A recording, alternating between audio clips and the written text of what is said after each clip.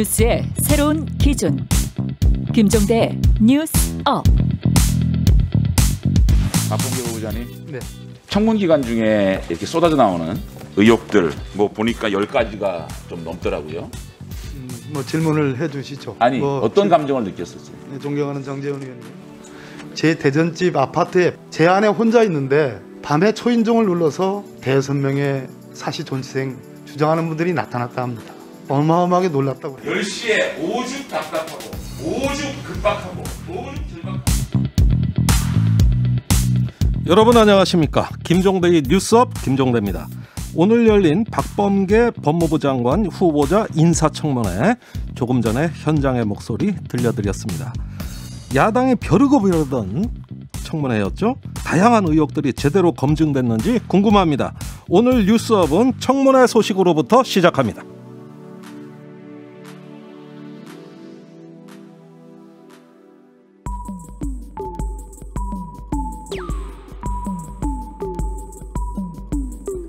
나쁜 일은 일어나기 마련, 좋은 일이 일어나려면 정신줄 번쩍, 병들지 않은 건강한 뉴스, 건강한 대화, 몸에 좋은 것 뉴스 생로 병사의 비밀.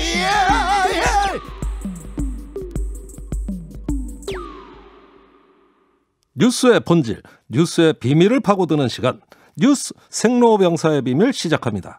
뉴스빙하 김민아 시사평론가, 뉴스화상 김수민 시사평론가, 어서 오세요. 반갑습니다. 안녕하세요. 주말 잘 쉬셨죠? 주말에 잘 쉬셨나요, 화사님은? 언제나 주말은 잘 못 쉽니다. 아, 그래요? 내가 이런 질문에서 두 분한테 좋은 답변을 들어본 적이 없어요, 지금까지. 왜 좋은 질문을 안 하세요? 참네. 주말에도 피곤하셨죠? 예. 어쩔 수 없습니다. 뭐 이렇게 예. 얘기를 하십시오. 사는 게 힘들지요? 저도 힘듭니다. 이렇게 하시면 됩니다. 아, 그렇게 하면 되는 겁니까? 네, 지금 우울하지요? 저도 우울합니다. 이렇게 해주세요. 아프냐? 어째 좀 나도 이상하네. 아프다. 예. 자, 예고해드린 대로 오늘은 국회 청문회로부터 뉴스 브리핑을 시작해야 되겠습니다. 자, 박범계 후보자 인사청문회. 이 청문회 어떤 비밀이 있는지 뉴스빙하 소개 좀 해주세요. 검찰개혁 시즌2의 비밀은 직구가 아니라 변화구다. 그럼 변화구의 비밀은 무엇일까? 그것은 보수로부터 사인이 와야 된다는 겁니다. 또 뭐 이렇게 또 요즘 야구 팬들 아주 금단 현상이 심하거든요. 이 얘기 들은 귀가 번쩍 뜨이시겠어요. 야구 팬이십니까?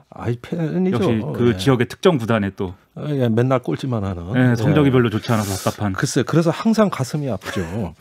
자, 법무부 장관 후보자 청문회 지금도 진행 중인가요? 그렇습니다.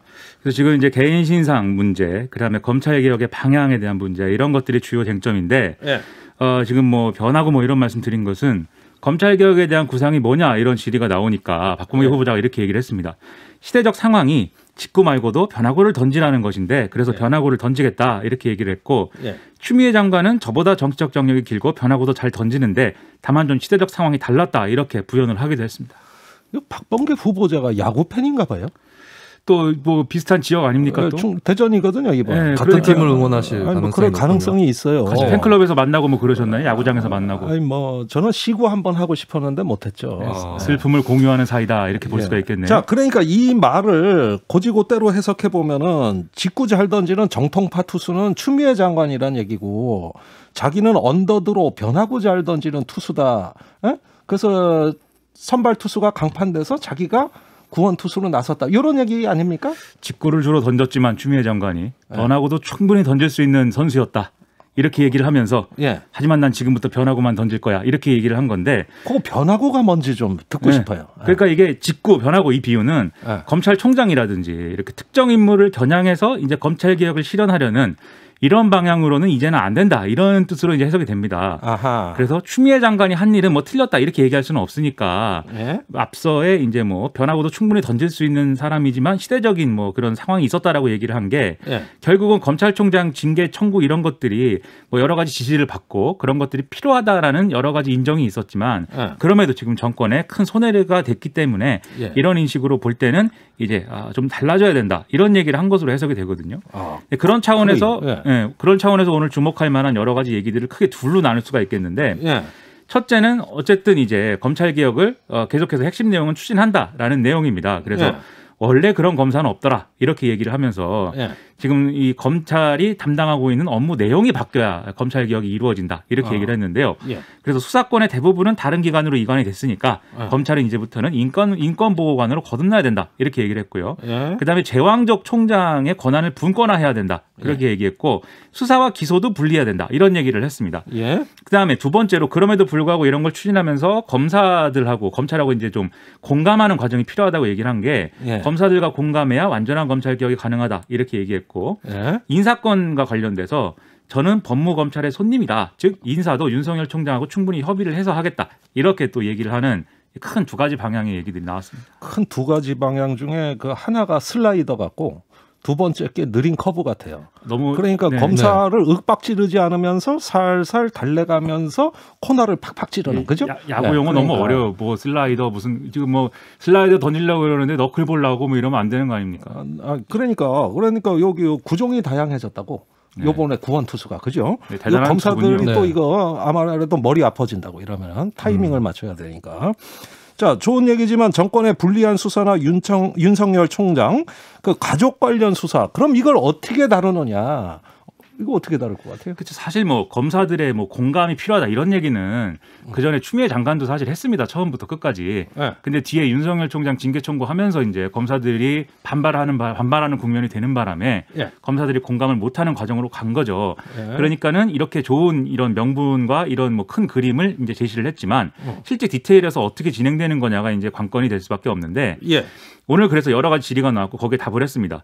첫째로 월성원전 1호기 조기 폐쇄 의혹과 관련돼서 지금 검찰이 수사를 하고 있는데 여러 가지 논란이 있지 않습니까? 예? 그런데 여기에 박범계 후보자는 검사는 범죄 혐의가 있으면 수사를 해야 된다. 다만 신속하고 엄정하게 할 필요가 있다. 이렇게 얘기를 했거든요. 예. 그러니까 원론적인 차원의 답변인 것이죠. 원론적 답변 같아요. 뭐 특별히 정치적 해석이 안 보이네요. 그렇죠. 서면 답변에는 이제 그동안 여기 이 수사에 대해서 비판이 있다 이렇게 설명했었는데 그거는 그냥 이제 비판이 있다라는 그냥 어떤 서술인 것이고 네. 이렇게 생각한다 이렇게 밝혔고요. 예. 그다음에 지금 또 이 김학의 전 법무부 차관 출국 금지 관련된 의혹을 수사하는 것도 예. 이게 질의가 어떻게 나왔냐면 이거는 검사들이 결국은 잘못했다라는 맥락이 있기 때문에 공수처에서 수사해야 되는 거 아니냐 이런 질의가 나왔거든요. 네. 여기에 대해서 공수처법에 의하면 공수처 이첩이 옳다 이렇게 얘기를 했습니다. 근데 이것도 이제 어법을 보시면 공수처법에 의하면 공수처로 이첩하는 게 맞다고 생각한다 이런 거잖아요.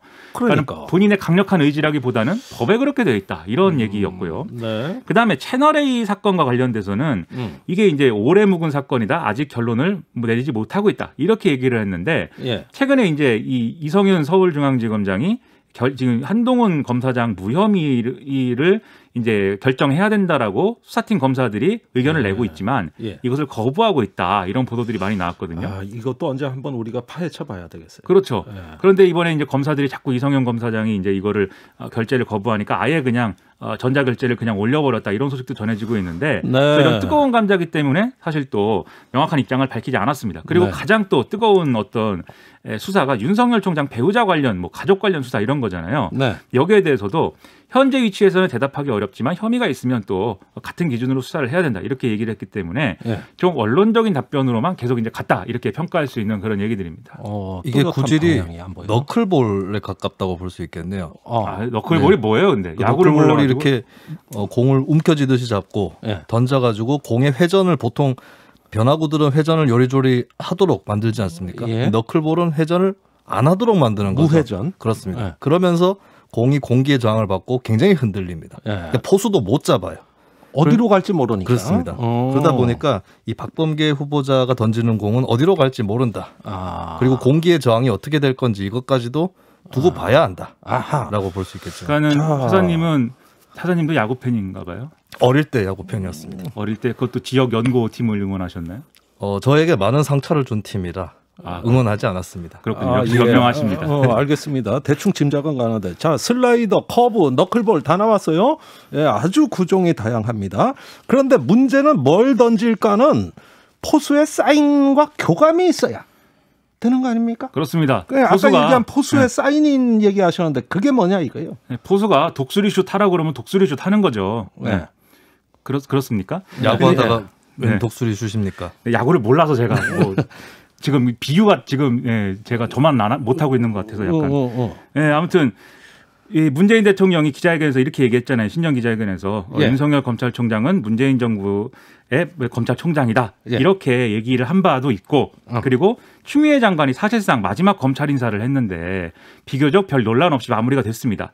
그리고 오늘 나온 박범계 후보자 답변까지 묶어서 보면 뭔가 포수의 사인이 있다 이렇게 볼 수 있는 대목인데 그럼 그 이전 상황들은 뭐냐 이건 좀 의문이 있죠. 포수의 사인이 바뀐 것인지 아니면 이전의 상황들은 폭 튀었는지 사인을 못 맞추고 그렇죠. 포수가 못 잡는 공을 계속 던진 것인지 좀 의문이 있는데 오늘 추미애 장관 경향신문 인터뷰를 보면 이런 얘기가 있습니다. 내가 사퇴하면 윤석열 총장도 사퇴할 줄 알았는데 참 눈치가 없다. 이렇게 얘기를 하고 있어요. 봤습니다. 경향신문 인터뷰였더라고요. 그렇습니다. 이런 것들을 보면은 아직도 모르겠습니다. 폭 튀었는지 사인이 어떻게 들어간 것인지. 그러면 지금 사인은 거르자. 삼진아웃 잡지 말고 인류로 그냥 내보내자. 이게 대통령 사인 같아요. 평소에는 뭐든지 군사, 군대, 전쟁 이런 거에 비유하셨는데 오늘 야구 얘기로 이렇게 굉장히 뜨겁습니다. 너무 재밌습니다. 사실 스포츠도 작은 전쟁이죠. 그렇구나. 역시 전쟁과. 또 그렇게 얘기하시네. 자, 개인적으로 제기된 의혹들이 있습니다. 어떻게 답변했습니까? 여기에 대해서 이제 야당 국민의힘에서 증인을 많이 이제 신청을 했는데 여당이 안 받아줬다 그래서 지금 야당 국민의힘은 분노를 하고 있습니다. 어떤 증인이죠? 그런 과정에서 예를 들면 이제 김소연 전 서울시 대전시 의원이라든지 그다음에 지금 뭐 고시 존치 모임의 이제 대표라든지 그건 폭행 논란. 그런 분들인데 어쨌든 이 방금 말씀드린 이 공천 헌금 의혹 있지 않습니까? 이제 선거를 치르는 과정에서 이제 기초의원 나간 사람들에게 공천 헌금을 요구해서 뭐 이것이 문제가 있다 이런 지적들이 나왔었는데 이게 박범계 후보자는 이제 어쨌든 무혐의 처분이 나온 것이고 그렇기 때문에 여기에 대해서 본인이 이제 구체적인 상황을 몰랐고 여기에 연루된 바 없다 이런 해명을 이제 했고요. 그다음에 사시 존치를 요구하는 단체 회원들하고 이제 뭐 충돌했다 뭐 이런 것에 관련해서는 앞서 이제 소리를 들으셨지 않습니까? 밤 10시에 이제 덩치 큰 사람들이 나타나서 굉장한 위협감을 느꼈고 자신이 이제 그 숙소로 쓰고 있는 오피스텔 주소를 어떻게 알았는지 그런 것들에 대해서 상당히 무서웠다 이렇게 얘기를 했고 대전 집에 배우자 혼자 있는데 이분들이 초인종을 막 눌러서 실질적인 위협이 됐다 이렇게도 얘기를 했고 고교 2학년인데 둘째 아이가 등굣길에까지 와서 피켓팅을 하더라 이렇게 얘기를 하면서 자신이 이제 잘못한 것은 아니다라고 얘기를 했는데요. 어쨌든 그럼에도 불구하고 사시 존치를 주장하는 분들의 구제 조치가 가능한지 이런 걸 검토하겠다 얘기를 했고요. 그다음에 뭐 아들이 13살이던 당시 대치동 아파트 세대주에 등록됐다 뭐 이런 것에 대해서도 뭐 졸업이 40일 남았는데 전세 기간이 남아가지고 그런 것이다 이렇게 설명했고 그다음에 다단계 불법 주식 투자 혐의 등으로 수사를 받고 있는 사람하고 이제 친분이 있다 이런 의혹에 대해서는 그 사람이 어떤 사람인지 잘 모르고 사진만 같이 찍었다 이렇게 얘기를 했고요. 재산 신고가 누락됐다 뭐 이런 의혹도 있는데 재밌는 장면은 국민의힘 조수진 의원이 이렇게 상습적으로 재산 누락을 하면 어떡하냐 이렇게 했더니 여당의 김용민 의원이 누가 누구에게 그런 말을 하느냐라고 이렇게 반박을 하는 뭐 재밌는 장면도 있었습니다. 아니 그런데 그러면은 도덕성을 검증하자는 취지니까 다 증인들 참고인 불러가지고 이런 걸 국회에서 규명하면 될 거 아닙니까? 그런데 왜 그게 안 된 거예요? 뭐 여당의 설명은 이런 여러 가지 의혹 제기가 실질적으로 다뤄볼 만한 수준에 이르지 않아서 그다지 뭐 증인 채택이나 이런 것들은 필요 없다고 생각했다라는 건데 뭐 충실한 검증을 위해서는 사실 여러 가지 얘기를 다 들어봐야 되는 것인데 이렇게 할 것 같으면 사실 청문회 제도 자체를 개선하는 쪽으로 논의를 성실하게 하는 것도 필요해 보입니다.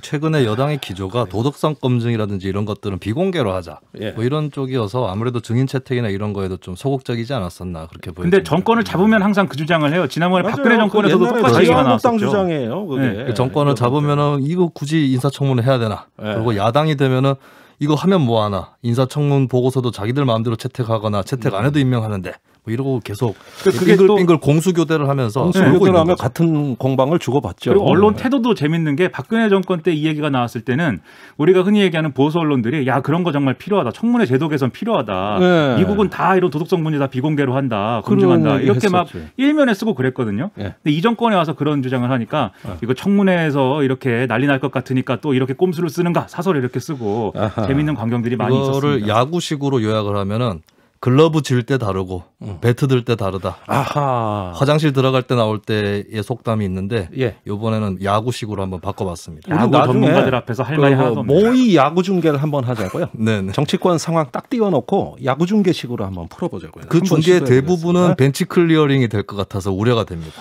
아, 야구 시합은 안 하고 벤치 클리어링만 할 것 같아요. 아 그래요? 네. 참 그럼 또 안 되죠. 자, 두 번째 뉴스로 바로 넘어가겠습니다. 화산이 준비하셨나요? 네, 오늘 좀 충격적인 소식이 전해졌는데요. 정의당 김종철 대표가 성폭력 가해를 저질렀고 피해자는 같은 당 장혜영 의원이다라는 소식이었습니다. 배복주 정의당 부대표의 기자회견 현장 목소리 듣고 가시겠습니다. 이 사건은 다툼의 여지가 없는 명백한 성추행 사건입니다. 가해자인 김종철 대표 또한 모든 사실을 인정하였습니다. 정의당은 원칙적이고 단호하게 이 사건을 해결해 나갈 것입니다. 피해자의 의사를 최대한 존중하고 일상의 회복을 최우선 과제로 하겠습니다. 정의당을 아끼고 사랑해 주시는 당원 여러분 그리고 국민 여러분께 치명적인 상처가 생겼습니다. 진심으로 깊이 사과드립니다.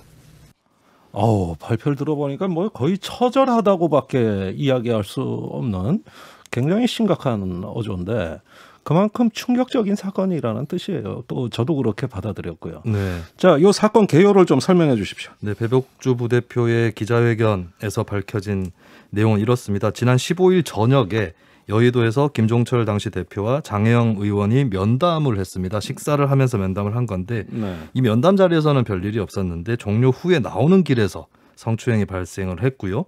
18일에 장혜영 의원이 젠더인권본부장을 겸직을 하고 있는 배 부대표한테 사건을 알려왔습니다. 잠깐만요. 네. 그 사건이 일어난 데가 식사 장소가 아니고 네. 이제 끝나고 귀가하려고 길로 나왔을 때 거기서 벌어진 일이라는 거죠? 그렇습니다. 집에 가기 위해서 차를 타기 위해서 나오는 길이었던 거죠. 네. 그런데 예. 그 이후 조사하고 결정은 어떻게 이루어진 겁니까? 일단 그 이후로 이제 피해자, 가해자 모두에 대해서 면담 조사가 실시가 되었고요. 예. 정의당 대표단 회의에서 김종철 대표에 대한 중앙당기위원회 제소가 결정이 됐습니다. 예.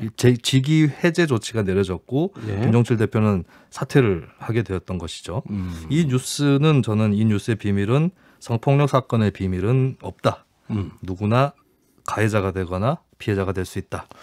라고 말씀드리고 싶습니다. 예, 사실 그 점이 충격적인 게 그동안 정의당은 젠더 평등이라든가 인권 의식에 대해서 원내에서 가장 그 앞서가는 의식을 보여줬던 정당 아닙니까?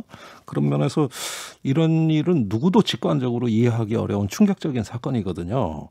그 당사자들의 입장도 그만큼 아주 뭐랄까 굉장히 절실하게 표출이 됐을 것 같은데 네. 장혜영 의원 입장은 어떻습니까? 정치적 동지이자 마음 깊이 신뢰하던 대표로부터 존엄을 훼손당하는 충격과 고통은 실로 컸다라고 예. 밝혔고요. 피해자다움은 존재하지 않는다. 현직 국회의원도 피해자가 될 수 있다라는 것이고요. 그리고 이에 못지않게 중요한 사실이라면서 가해자다움도 존재하지 않는다. 라고 얘기를 했습니다. 예. 성폭력을 저지르는 사람은 따로 정해져 있지 않습니다라는 것이었는데요. 이번 사건의 본질과 핵심을 짚어준 그런 문장이었다고 저는 생각이 듭니다. 누구나 당할 수 있고 저지를 수 있다라는 건데 이게 성폭력뿐만 아니라 폭력 전반이 또 그러한 측면이 있죠. 그러니까 성적인 폭력 외에도 어떤 나이의 위계 질서라든가 예. 이런 거에 의한 폭력도 여기에 포함이 될 수 있는 거겠고 사실은 이제 저도 좀 말씀드리기가 부끄럽지만 이 성폭력 피해를 안 겪어본 여성을 저는 본 적이 없거든요. 그래요? 예, 근데 그런 거의 모든 여성이 피해자다라고 볼 수 있는데 그렇다면 가해는 특정한 남성의 것이었는가? 예. 이거를 좀 뭐 다소간의 어떤 경중이라든지 이런 차이는 있을 수 있겠지만 모두가 돌아봐야 될 일인 것 같습니다. 그러니까 이 사건에서 이제 우리가 이제 볼 수 있는 게 사실 정의당 대표라는 직책과 대한민국의 국회의원이라는 직책 예. 두 직책 중에 사회적으로 더 이제 힘이 있는 어떤 직위다라고 여겨지는 것은 무엇일까를 한번 생각을 해봐야 됩니다.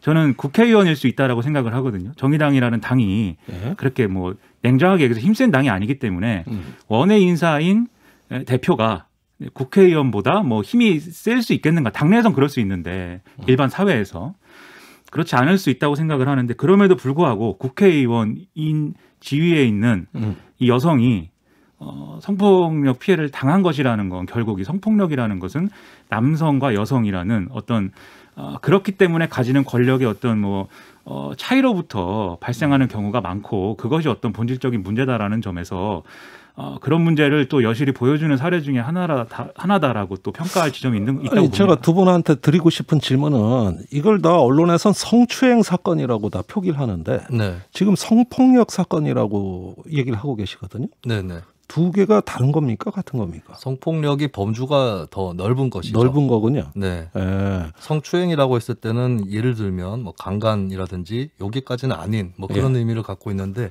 성폭력은 좀 더 포괄적으로 넓은 의미에서 그러니까 쓰는 이 사건의 정확한 명칭이 폭력이다 그러면 너무 범위가 넓으니까 언론에서는 다 추행이라고 한단 말이죠. 그렇게 우리가 따라야 되는 거 아닌가요? 용어에 대해서 예를 들면 과거에 민주당에서 뭐 피해 호소인이라고 부를 때 피해 호소인이라는 용어에 사실 처음에 이제 그 용어가 나오고 이런 맥락들은 애초에 피해자의 지위를 뭐 낮춰보거나 그럴 의도에서 시작된 용어는 아니었습니다. 그런데 그것을 사용하는 과정에서 피해 호소인이라는 용어를 쓰게 된 것은 피해자라는 어떤 지위를 인정하고 싶지 않았다라는 그런 의도가 작용했던 거거든요. 마찬가지로 이게 성폭력이라는 큰 범주에 성추행도 들어가고 성폭행도 들어가고 뭐 성희롱도 들어가는 것이죠. 그런데 굳이 성폭력이라고 부르는 거에 대해서 우리가 그것이 문제고 성추행이라고 불러야 한다라고 주장을 하는 게 일반인 보는 사람들 듣는 사람들에게 어떻게 받아들여지겠는가도 우리가 한번 생각해 봐야 될 문제라는 점에서 이 용어의 사용 항상 이제 조심해서 접근할 문제입니다. 알겠습니다. 그 정도로 넘어가죠. 자, 김종철 대표 피해자의 신뢰를 배반하고 배신으로 갚았습니다 하면서 책임지겠다는 입장 표명을 했습니다. 그에 따라 정치권 반응도 다양하게 나오고 있어요. 소개해 주십시오. 네, 국민의힘에서 서울시장 후보들이 차례로 입장을 밝혔는데요. 주로 나경원 후보라든지 오신환 후보 같은 경우는 민주당하고 비교를 했습니다. 이게 굳이 민주당하고 비교를 이렇게 사건이 알려진 첫날에 했어야 하는지 그런 의문이 들고, 그리고 국민의힘의 조은희 서초구청장 역시 서울시장 후보인데 좌파라는 단어를 상기를 시켰어요. 근데 이게 성범죄라는 게 좌파 우파를 가리는 것인가? 이 부분에서 좀 다시 생각을 해봐야 될 얘기 같고, 그리고 민주당의 최인호 수석 대변인이 무관용의 원칙으로 조치를 취해야 한다. 그리고 국민의 충격은 가늠하기 어려울 것이다 라고 얘기를 했는데, 사실 민주당 상황도 선뜻 입을 열 만한 상황인가, 그러니까 보궐선거의 원인을 생각했을 때는 그런 좀 여러 가지의 아쉬움이라든지 또 비판적인 그런 반응을 이끌 수 있는 그런 논평들이 나왔는데, 그나마 좀 자성의 목소리가 나오기는 했습니다. 그러니까 자성의 목소리가 별로 없었다고 보여지는데 오신환 후보 같은 경우는 이 시점에 남탓해봐야 누워서 침 뱉기다, 자기 자신에게 보다 더 엄격해져야 할 때다, 이 정도 논평을 했고요. 그리고 청년 여성인 신나리 국민의당 부대변인 같은 경우는 장혜영 의원을 향해서 하루속히 마음을 추스르고 용기 있는 정치인으로서 더욱 여성 인권을 대변하는 일에 더욱 최선을 다해 주길 하고 격려의 메시지를 보냈습니다. 네.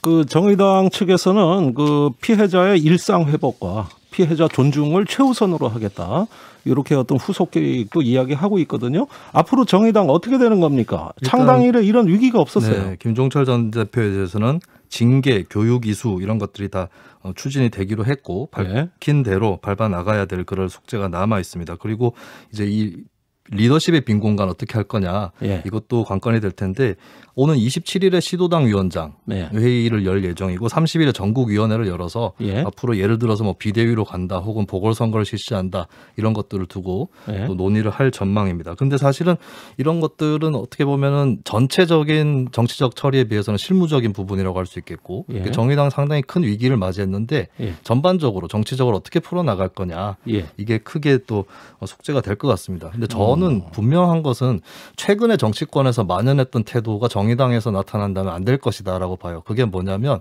어떤 사건이 터지면은 왜 우리만 이렇게 조사를 하냐, 저쪽이 더 잘못했는데 이런 얘기들을 해왔거든요. 근데 정의당이 그런 태도로 임하게 된다면 굉장히 또 국민들에게 환멸을 받게 될 것이다. 이것을 좀 주의할 필요가 있겠습니다. 그러니까 이 사건은 일어나지 말았어야 될 사건이고 일어난 것만으로도 문제입니다. 그런데 이 정치권에서 지금까지 가장 안 좋은 모습들을 보여준 게 뭐냐면, 문제가 발생했으면 그것을 어떻게 모범적으로 처리할 수 있다라는 거를 국민들에게 보여줘야, 그래야 이제 정치권이 잘못을 했더라도 다시 한번 신뢰를 가지고 지지할 수 있는 거 아니겠습니까?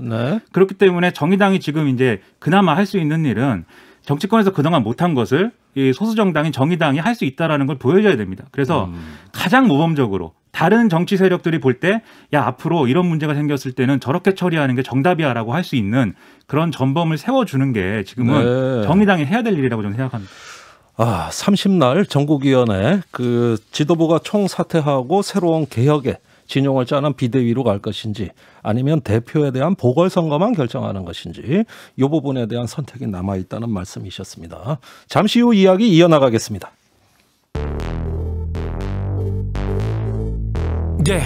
왜 뉴스는 태어나기만 하면 병이 들고 망가지는지 그 뉴스를 병들게 만들고 있는 건 도대체 누군지 병들지 않는 뉴스를 원하고 있지 그게 누구든지 그래서 우리는 김종대 목소리를 듣지 뉴스의 새로운 현상 뉴스의 생로병사 뉴스의 새로운 현상 뉴스의 생로병사 뉴스 생로병사의 비밀.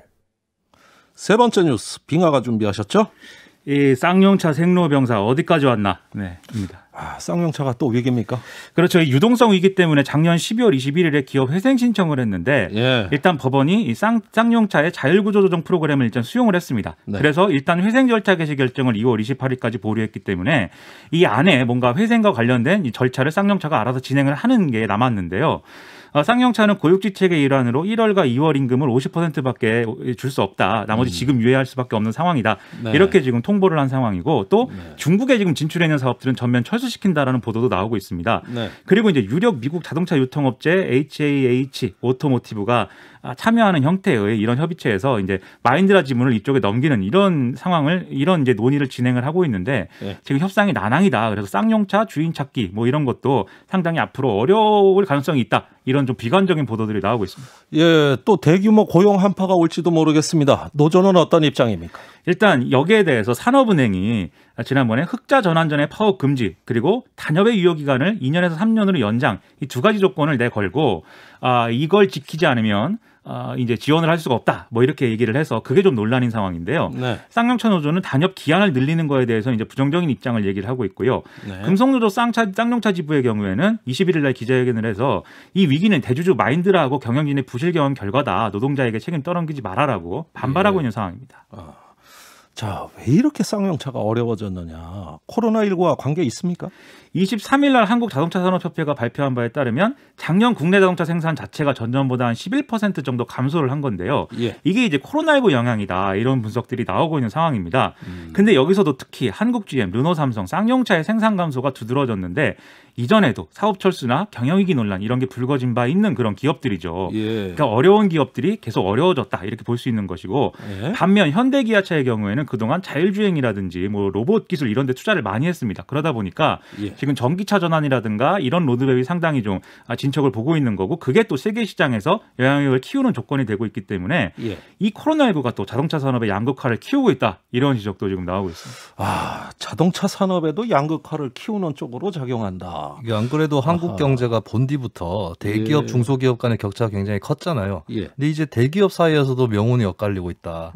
이게 LG 같은 경우도 핸드폰 사업에서 손을 뗀다. 이런 적인 얘기예요. 소식이 나오고 있지 않습니까? 그렇다면은 굉장히 소수의 기업에게 의존도가 한국 경제의 의존도가 높아진다는 건데 이렇게 해서 우리 사회의 고용이라든지 각종 경제적 문제, 복지적 문제 이런 것들을 책임질 수 있을까 굉장히 걱정이 되는 대목입니다. 네, 산업은행 문제는 저희가 지난번 방송에서도 한번 자세히 이 문제 털어드린 적이 있습니다. 자, 산업은행 역할 조금 더 개선돼야 한다고 저희 방송에서도 그 패널들이 주장하신 바 있는데요. 대외 환경 악화도 무시할 수 없죠? 그렇죠. 그래서 이게 산업은행의 지원만으로 다 해결되지 않습니다. 결국은 대외 환경에 문제가 있기 때문에. 그래서 좀 더 폭넓은 고용 안전망의 강화 이런 것들을 같이 해야 되지 지금은 쌍용차 하나에 대한 지원만 가지고 또 왈가왈부해서는 문제를 다 풀기는 어렵다. 이런 생각입니다. 네, 여러 경제 주체들의 위기에 대한 어떤 그 해결에 대한 동참이 필요하다 이런 말씀이셨습니다. 뉴스 생로병사의 비밀은 여기까지입니다. 뉴스 화상 김수민, 뉴스빙하 김민아 두 분 수고 많으셨습니다. 네, 고맙습니다.